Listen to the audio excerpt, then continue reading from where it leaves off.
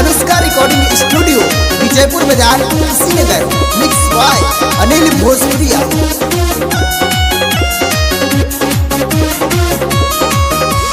लाले लाले कोई दले होलिया में हमारो बना निक नहीं लागे रे दीदिया जीजा के दहा लाले लाले कोई दले होलिया में हमारो बना निक नहीं लागे रे दीदिया जीजा के दहा फागुन में तो भाये बोखा सदी हले चोली लहंगा ना सदी हले ना फागुन में तो भाये बोखा सदी हले चोली लहंगा ना सदी हले ना ए हो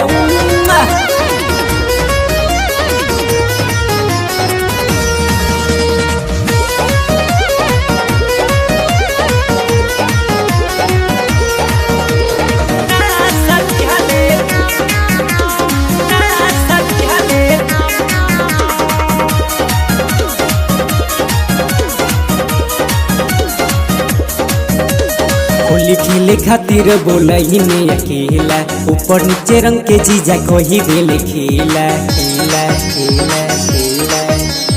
होली खेले खातिर बोलई में अकेला ऊपर नीचे रंग के जीजा कही देले खेला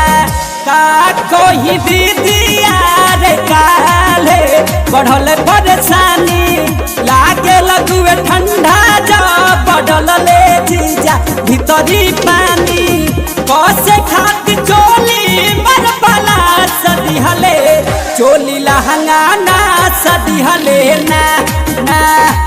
फागुन में तो भाये गोखा सदी हले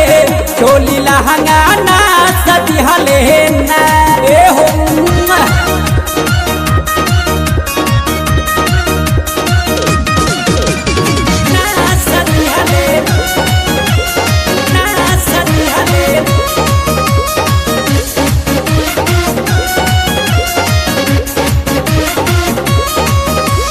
बाड़िया नारी जीजा नील बिहारी जगही पडाली देले लेके पिचकारी लेके पिचकारी लेके पिचकारी बाड़े होया नारी जीजा नील बिहारी जगह पडाली देले लेके पिचकारी लागल बॉडी स्टॉर्म देखले अरबूजा लक्ष्मण मतलबी कैसे कही दीदिया हम भगनी हाथ छोड़ा के जबनी गलिया पे चुम्मा के चिन्हा सदी हले चोली लहंगा ना सदी हले ना ना फागुन में तो